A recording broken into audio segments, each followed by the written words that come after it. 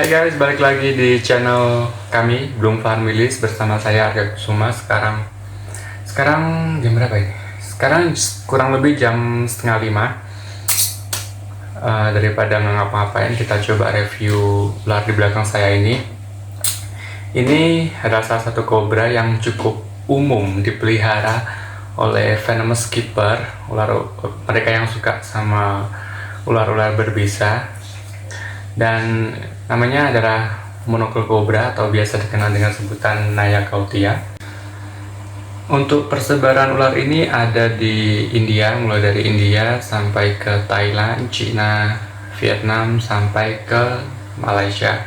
Dan ciri khas yang paling umum pada ular kobra ini adalah hood mark atau motif di tengkuknya, di knuckle-nya, itu yang berbentuk bulat atau monoselat. Jadi yang membedakan Naya cautia dengan Naya atau biasa dikenal dengan kobra India adalah dari hood marknya. Nah, kalau di Jawa sendiri Naya sputatrix sebenarnya juga punya hood mark, cuman ketika dewasa hood marknya akan hilang gitu. Jadi kalau untuk jenis ini sama kobra India, dia sampai dewasa tetap mempertahankan motifnya, nggak akan hilang gitu. Untuk besarnya, ular ini termasuk medium size, medium to large size gitu, karena emang dia bisa tumbuh sampai 1,5 sampai 2 meter. Umumnya sih 1,5, cuman ada beberapa record yang mencatat sampai 2 meter, dan itu termasuk besar untuk jenis kobra yang ada di Asia. Kobra ini nggak bisa spitting, dia bukan spitting kobra, dia nggak bisa nyembur, tapi venomnya termasuk cukup poten karena banyak sekali kasus gigitan yang terjadi akibat dari ular ini. Untuk kenapa ini masuknya starter venom, karena pemeliharanya relatif mudah dibanding ular-ular lain, ular-ular venom pada umumnya. Dia mempunyai metabolisme yang cukup cepat. Dia bisa makan mencit 3-5 ekor, dan itu tiap 4-5 hari sekali dia bakalan mengeluarkan kotoran, dan itu dia artinya waktunya makan lagi. Nah, untuk venomnya sendiri, kobra ini memiliki venom tipe neurotoxin atau menyerang syaraf, dan ada sedikit komponen yaitu sitotoxin, yaitu merusak sel. Tapi untuk bila dibandingkan dengan beberapa kobra yang ada di Indonesia, dia cukup berbahaya karena itu tadi, karena neurotoxinnya lebih tinggi daripada sitotoxinnya. Oke, seperti yang saya sebutkan di awal tadi, walaupun disebut starter venom, cuman untuk mendapatkan ular ini harus ada beberapa persyaratan yang harus terpenuhi. Ini saya coba baca dulu surat pernyataan pembeli Naya cautia. Ini saya coba print out lagi. Ini adalah persyaratan yang harus kalian penuhi ketika membeli ini Naya cautia.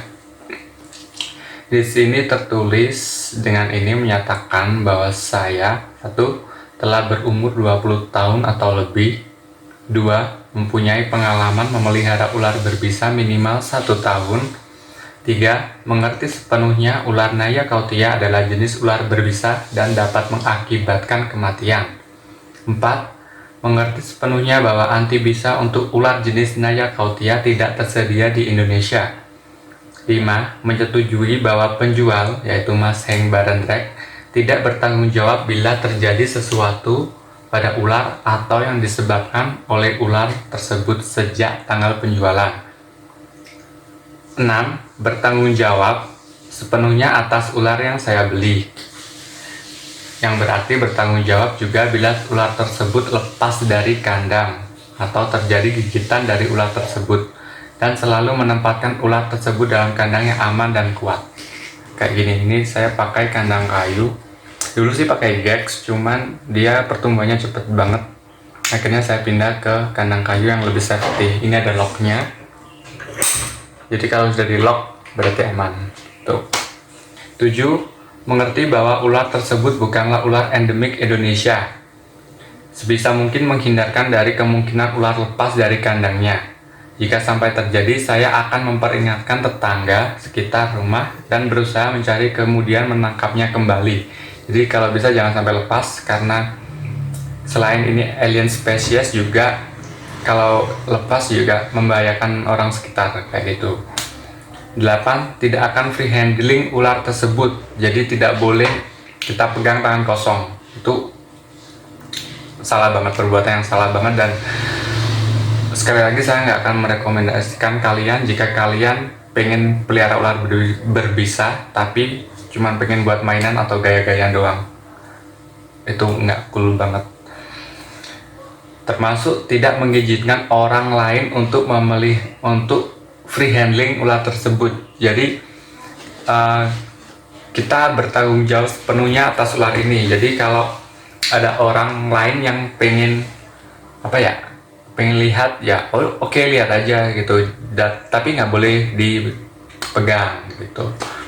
9. Menyetujui bahwa ular akan diambil kembali oleh penjual Heng Barendrek jika kedapatan melanggar salah satu poin-poin di atas tanpa pengembalian uang atau no refund. Tuh, terus ini ada tanda tangan dan materai. Nanti saya coba cantumin di bawah. Terus ada catatan juga, jika terjadi gigitan ular Nayakautia, disarankan untuk pergi ke rumah sakit secepatnya untuk mendapatkan serum antibisa ular atau sabu polivalen produksi Bio Farma Indonesia. Tetapi tidak ada jaminan jika sabu ini akan berhasil, ya. Karena ular ini berasal dari Thailand, India, dan sekitarnya. Biasanya yang efektif sih monovalen, tipe sabu monovalen dari Thailand, dari Red Cross-nya Thailand. Kalau kita coba pakai polivalen, mungkin entah bisa apa tidak, namanya cross reactivity-nya itu.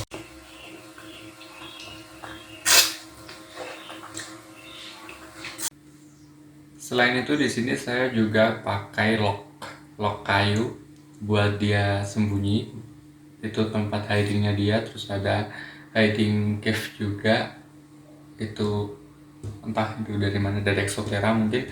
Sama ini ranting kayu. Walaupun dia bukan ular arboreal, tapi karena dia aktif, jadi dia suka juga manjat-manjat gitu. Jadi beberapa ornamen di kandang ini selain sebagai hiasan juga bagus buat dia, namanya enrichment. Jadi sebisa mungkin kita sediakan apa yang dia butuhkan di alam gitu. Jadi dia biar nggak stres juga dan nge-provide cycle-nya dia kayak di alam gitu. Oke, jadi segitu dulu review singkat tentang Nayakautia atau Monocle Cobra. Nanti next time kita sambung lagi, kita compare sama beberapa jenis cobra yang mungkin belum sempat kita review. Ada Naya sumatrana sama Naya sputatrix juga. Terus jika kalian berminat buat pelihara ular ini dan udah memenuhi syarat, nanti saya cantumkan linknya di description box. Jangan lupa like, comment, dan subscribe. Dan jangan lupa feedback juga, tulis saja di kolom komentar. Oke, see ya.